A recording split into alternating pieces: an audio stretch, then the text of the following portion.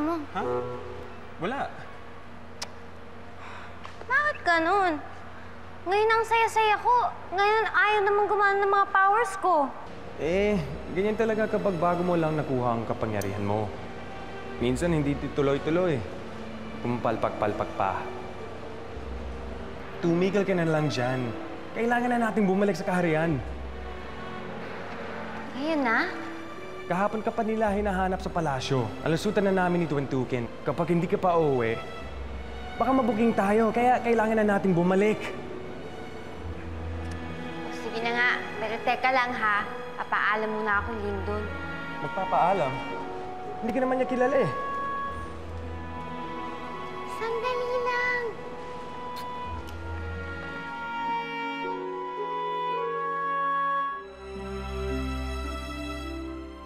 Buddy, sigurado mo maayos ang lahat, ha? Mamaya mahalata ng matandang may natulog dito kagabi. Dapat kasi sinabi mo na lang sa kanila na bahay mo to. Dati yun. Hindi na ngayon. Sige na, bilisan mo dyan. Baka bumalik yung matanda.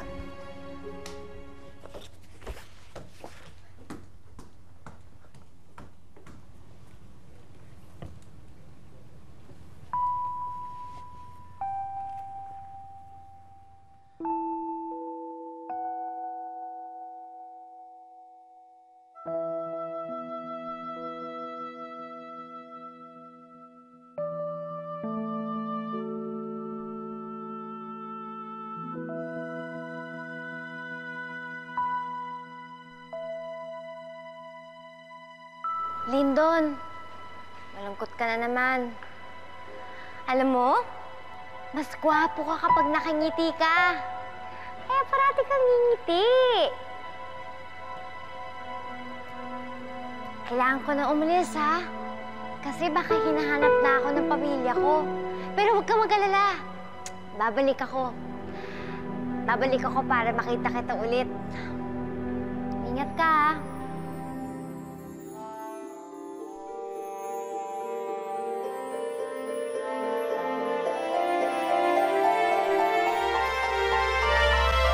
Hoy!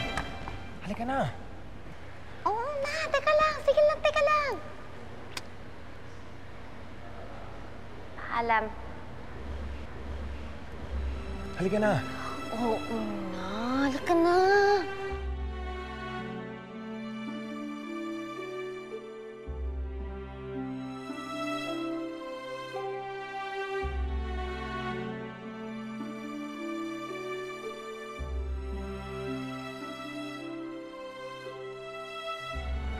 Aray!